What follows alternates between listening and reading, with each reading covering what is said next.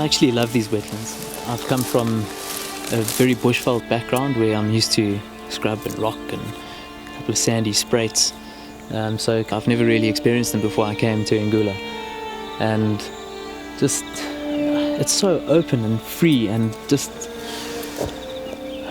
it feels like when you get out there, there's nothing else. Nothing else really matters. You can get in your own space, and if I grab my camera and I walk out into those wetlands, I can lose myself for hours.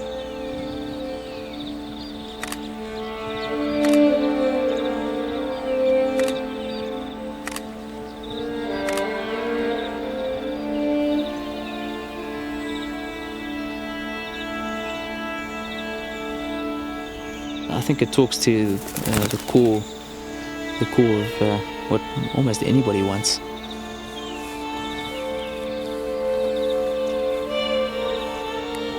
Sitting underground is where the real belly of the beast lies. So that's where all the turbines lie, the transformers, the energy, the electricity gets generated beneath the surface.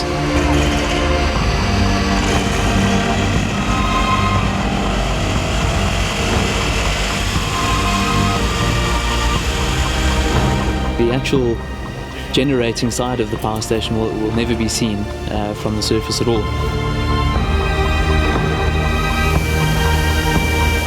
The turbines take up a hall of about 180 meters long by 60 meters high by 25 meters wide. It's said to be the largest cavern of its type in the world.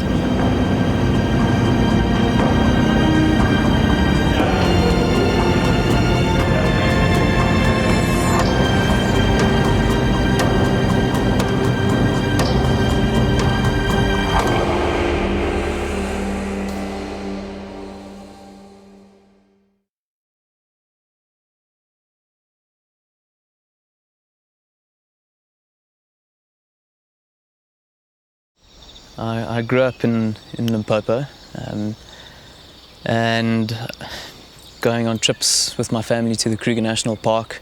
So grew up driving Land Rovers and camping out, and my parents have always been very interested in birds as well. So always done a little bit of bird watching around the house, and I think it just basically snowballed from there.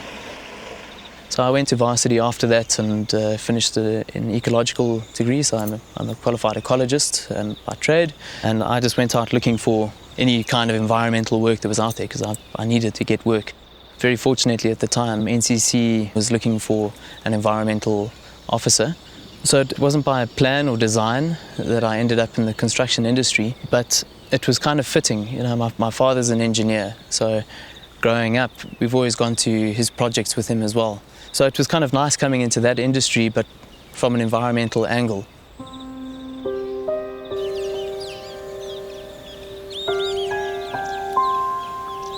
The initial project scoping was done in the 80s. Ingula was then earmarked as the #1 site to go ahead in terms of project feasibility, in terms of the difference in altitude and the water resource availability and so on.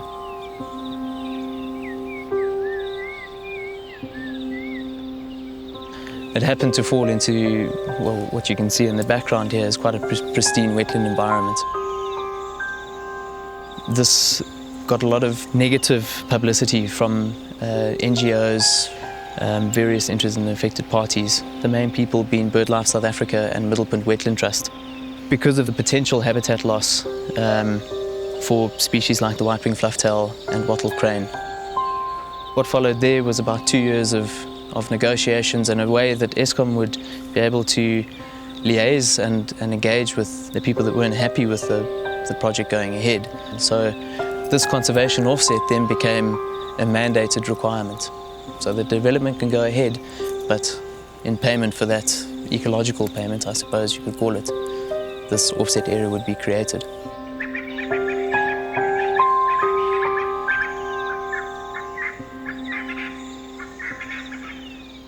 Before I worked on an Eskom project, I had I think the general public opinion that was Eskom is load shedding, its cost, its power lines and bird collisions, and not very environmentally conscious. That was my own perception initially. Having worked on this project, that's obviously changed quite dramatically, because the amount of effort that's been put in by Eskom to fund and to actually nurture this conservation initiative has been a big eye-opener for me.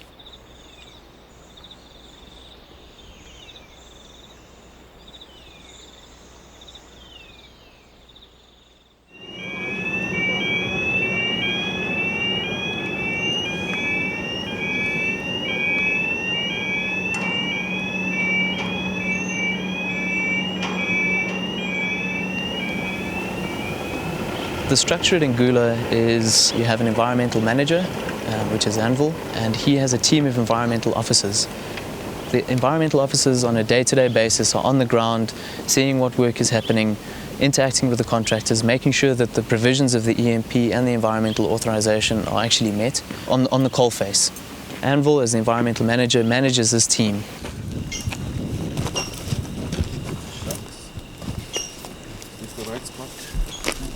Here we go, Anvil. As sure-footed as a mountain goat.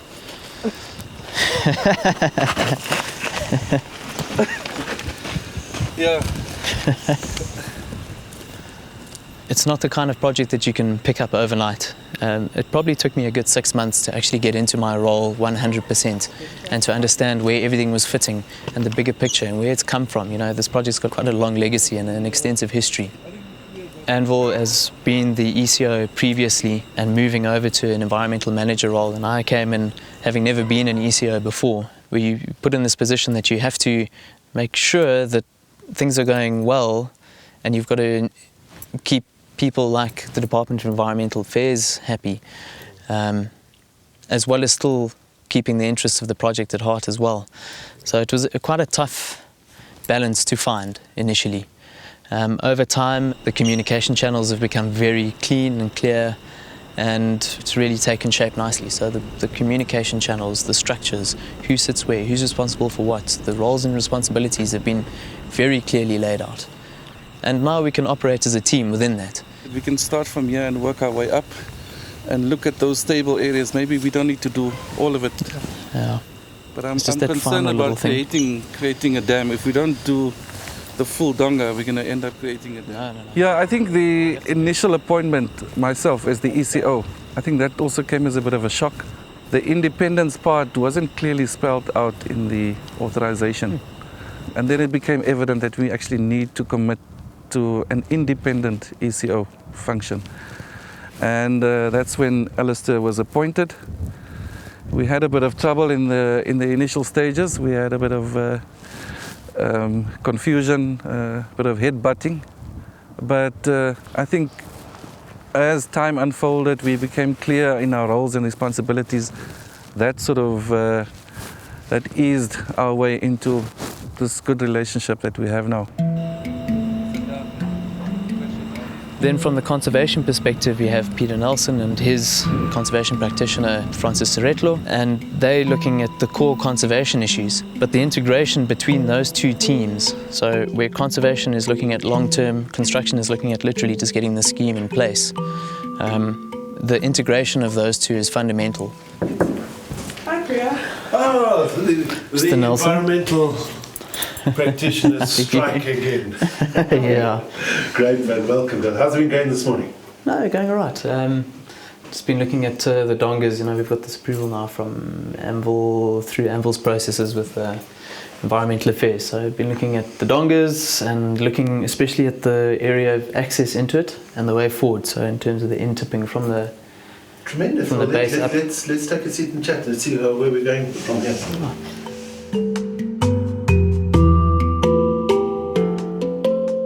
Being a conservation manager on a site like this is very interesting because you've got two major challenges.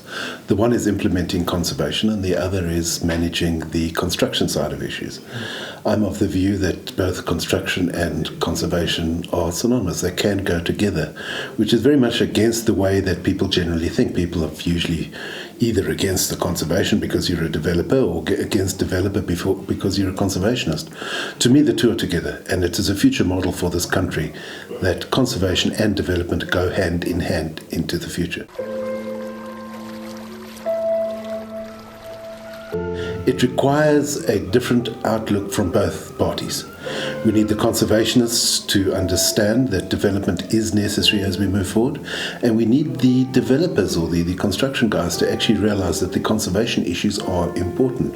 So if we can get sustainable development and sustainable processes occurring into the future, there's a great future for both conservation and development in Southern Africa.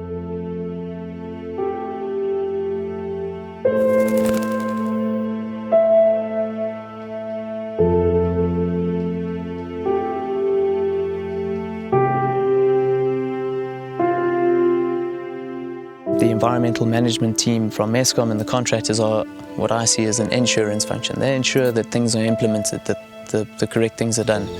I come in as an assurance function to give preemptive advice if necessary, so that there aren't any hurdles that need to be jumped over, and also to provide an assurance to one, the client who holds the authorization to this project, as well as to the National Department of Environmental Affairs and Water Affairs. So basically a safety pin, if I can put it that way.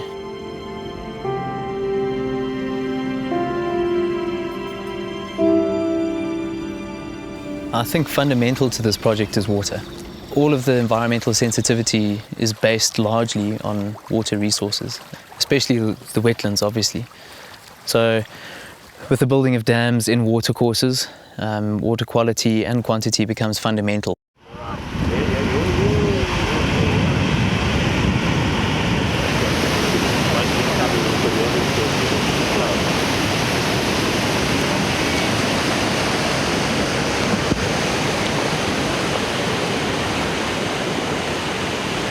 So there's been a large monitoring regime that's been put in place by the project from a contractor and from Eskom's perspective, just to make sure that these qualities and quantities are maintained to keep up the downstream health of any of the watercourses.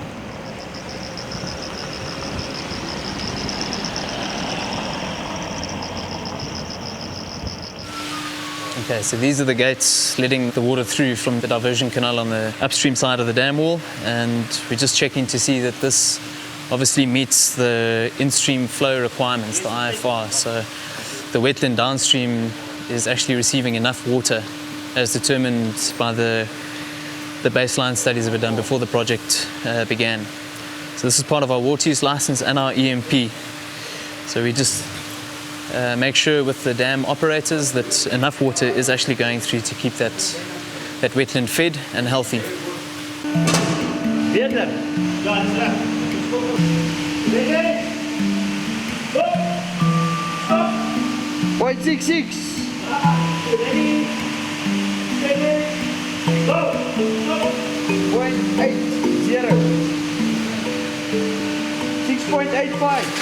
6.85. So you have to measure the depth of the one with its time to the other one with its time and then average it out. Okay. So 10.92. So you've got about 11 and 11. So that's meeting your IFR. That's perfect. As long as you guys are happy, it makes us champions. If there's water going through Wynand, we're happy. Then we're happy. Dankie Wynand. Yeah, we'll see you down at the bottom again.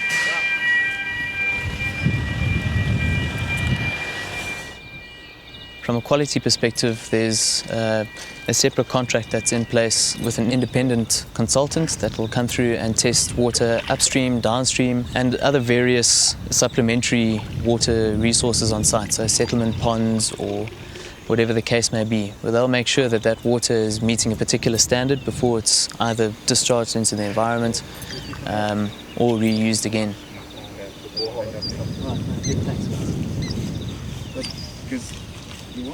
That water monitoring will continue from now at a construction stage through to operations as well. So even when the scheme becomes operational, we'll still need to make sure that there's no impact on the downstream water systems and wetland systems.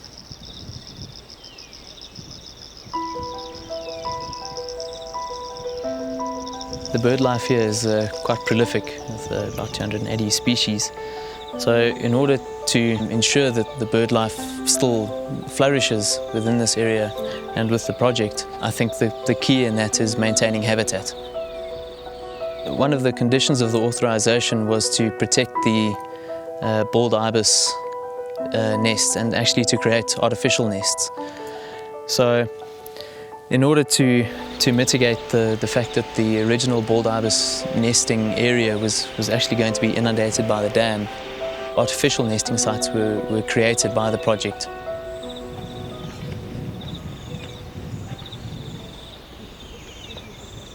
So these are the new bald ibis nesting sites that have been blasted in, the artificial sites. Where we're standing now is below the minimum operating level. So into the future, when the scheme goes operational, there'll always be water beneath these nests. So hopefully that will give the bald ibises the sense of security and the confidence to actually utilize these nests. So what happened here was they blasted into an existing natural alcove. They just expanded on it, and they've got the nests facing different directions so that no matter what side it's facing, they'll actually use it. They've blasted it wide enough to allow them access in without fear of going into the sidewalls during periods of high wind as well. And this has actually never been attempted before. This is kind of breaking ground in many respects. So we'll see where it goes. There's no real manual on how to do it properly first time around. That's it. All right, guys, off to you.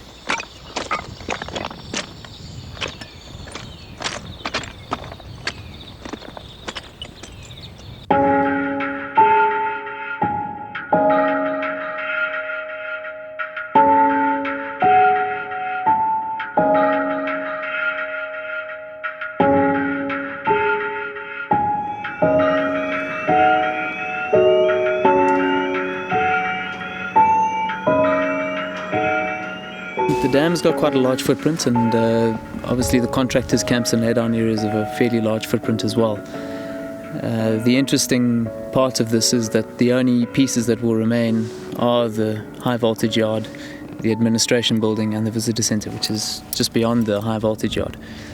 The rest of it will all get decommissioned totally and rehabilitated to a full grassland.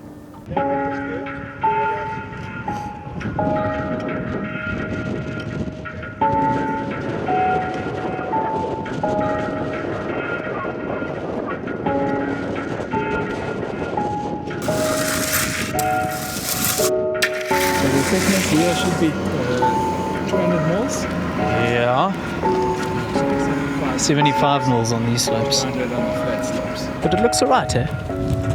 And they're going to need to, if we keep that borehole as a permanent borehole, then they need to keep access to that as well.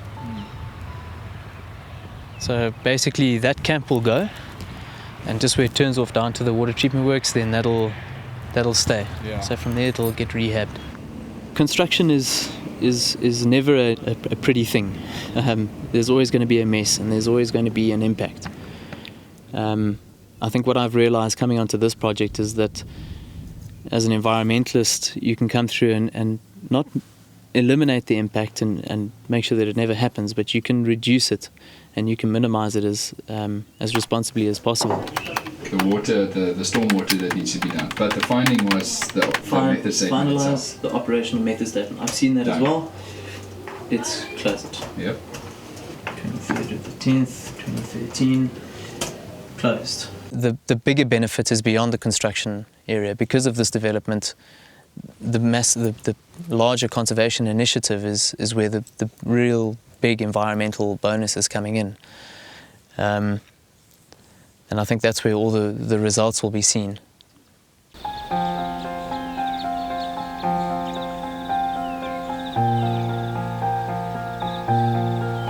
Okay, there's 3 wattle cranes moving towards the right, and they are probably heading towards the nest because they've got a small chick there. I'm sure by now they would have noticed us. So one of those 3 is the chick. One of those 3 is the chick, but depending with the threat, usually they are very good in hiding the chick. So by the time we get there, we might only see 2. Okay, all right. Well, let's see what we can. Okay. Let's see what we can capture. I'll see if I can get some photos. Yeah. All right.